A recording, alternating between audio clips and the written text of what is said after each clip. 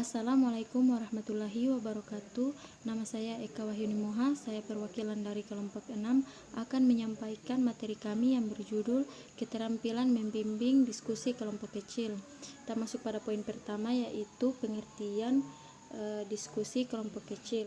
Dr. Andus Muhammad Uzair Usman mengatakan bahwa diskusi kelompok kecil adalah peserta didik yang berdiskusi dalam kelompok-kelompok kecil di bawah pembinaan guru atau temannya untuk berbagi informasi, pemecahan masalah, atau pengambilan keputusan dilaksanakan dalam suasana yang terbuka. Dan Sanjaya juga mengatakan bahwa diskusi kelompok kecil dilakukan dengan membagikan siswa dalam kelompok-kelompok.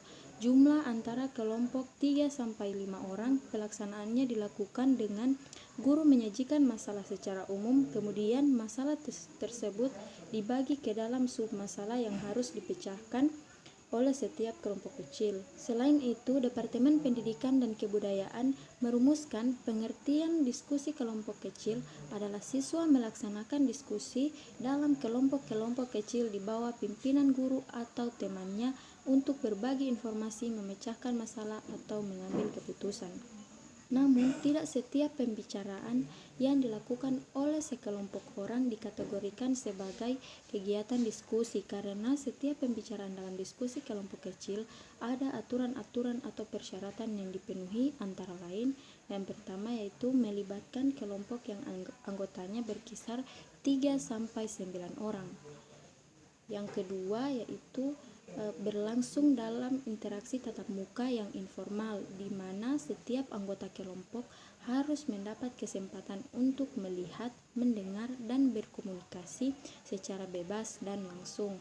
Yang ketiga, mempunyai tujuan yang jelas dengan kerjasama anggota kelompok. Kemudian yang berikut itu berlangsung menurut proses yang diatur dengan sistematis dan menuju diperolehnya suatu kesimpulan. Yang kedua adalah tujuan dan manfaat diskusi kelompok kecil. Adapun tujuan dan manfaat diskusi kelompok kecil antara lain yang pertama, memupuk sikap toleransi, yaitu setiap siswa saling menghargai terhadap pendapat yang dikemukakan oleh peserta diskusi lain.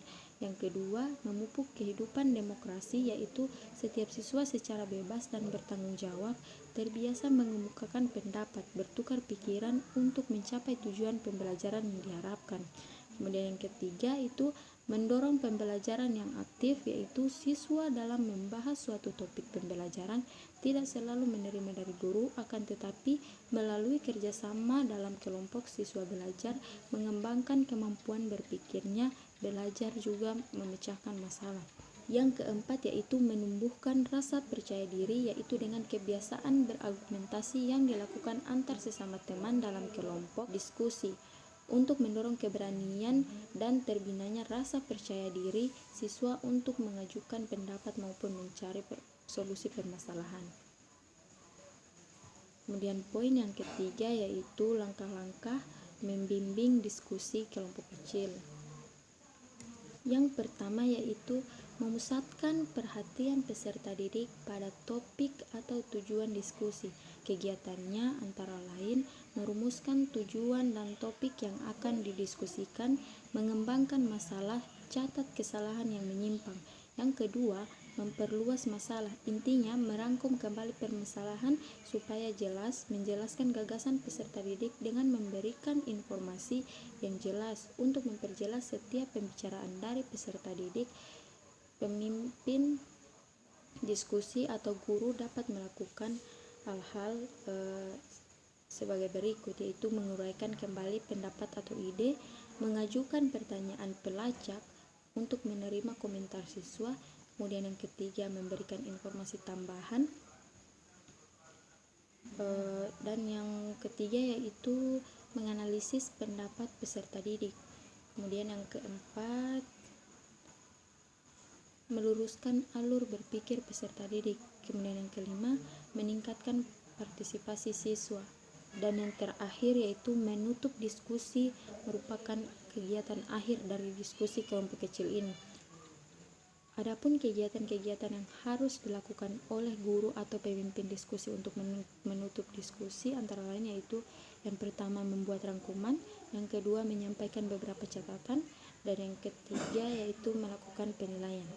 Kita masuk pada poin keempat, yaitu hal-hal yang perlu diperhatikan guru saat membimbing diskusi kelompok kecil.